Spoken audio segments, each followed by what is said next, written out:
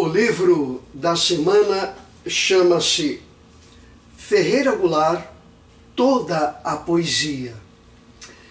Este livro foi publicado pela Companhia das Letras de São Paulo. A edição é de 2021 e o livro tem 536 páginas. Ferreira Goulart é um poeta celebrado. E este livro comprova seu mérito, apresentando todas as facetas de seu trabalho, com exceção do primeiro livro, Um Pouco Acima do Chão, publicado quando o autor tinha 18 anos. Tal livro, cujos poemas empregam métrica e rimas parnasianas, foi renegado pelo poeta com a seguinte explicação: nos meus 20 anos de idade, cheguei à conclusão de que a poesia que deveria fazer era o contrário daquela que eu fazia, que ela não deveria ter qualquer regra, a priori. Como era coisa nova, a linguagem se mostrava velha, ela prejudicava a juventude, o frescor do que estava sendo descoberto.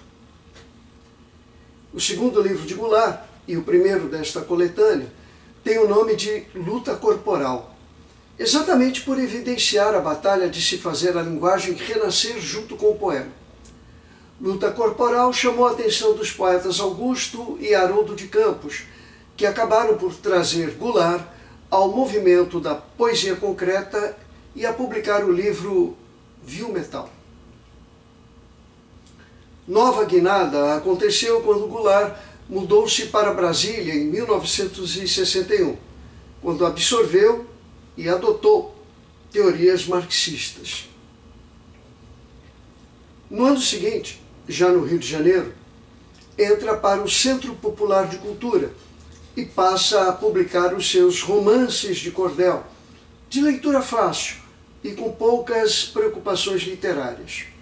Sobre esse momento, Ferreira Goulart diz: eu nunca considerei aqueles romances de cordel como literatura, como poesia. Ao contrário, aquilo ali foi uma atitude de rejeição da poesia no momento em que passei a julgar que a sociedade brasileira e, sobretudo, a literatura brasileira eram coisas desligadas do povo e que seria necessário transformar o país. Eu não queria mais fazer literatura, e sim mobilizar a minha capacidade de escrever, de usar o verso para fazer a revolução. Vieram então o golpe militar, o AI-5 e o exílio. Retornando ao Brasil em 1975, Goulart publica Dentro da Noite Veloz, ainda com forte temática política, mas onde a qualidade poética volta a ser mais importante.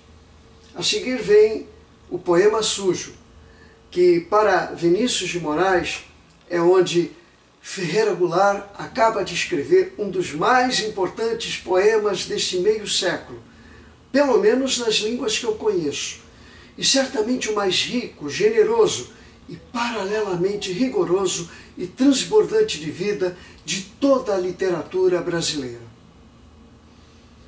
Otto Maria Carpo, grande mestre da crítica literária, sugeriu que Poema Sujo deveria ser chamado de poema nacional, porque encarna todas as experiências, vitórias, derrotas e esperanças de vida do homem brasileiro. Na Vertigem do Dia, publicado em 1980, sinaliza a maturidade da poesia de Ferreira Goulart, em que se realiza de modo integral e reflexivo a concepção de poesia.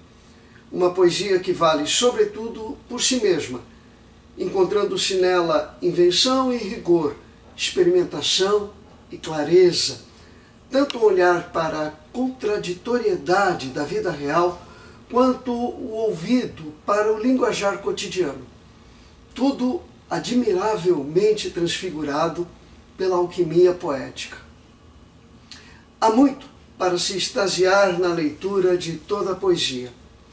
Até mesmo o pós-fácio, escrito por Antônio Cícero, e do qual me servi para fazer esta resenha, é imperdível.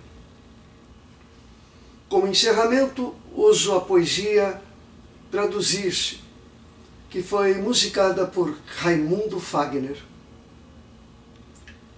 Uma parte de mim é todo mundo, outra parte é ninguém, fundo sem fundo. Uma parte de mim é multidão, outra parte estranheza e solidão. Uma parte de mim pesa, pondera, outra parte delira. Uma parte de mim almoça e janta, outra parte se espanta. Uma parte de mim é permanente, a outra parte se sabe de repente. Uma parte de mim é só vertigem, outra parte, linguagem. Traduzir uma parte na outra parte, que é uma questão de vida ou morte, será arte. A resenha Livro da Semana é produzida pelo Grupo Letras e Sons de São Carlos, com o apoio da Federação de Teatro Amador do Nordeste Paulista e do Museu do Teatro Amador Paulista, ambos situados em Franca. Eu sou o professor Ney Vilela. Fiquem amigos com o meu abraço.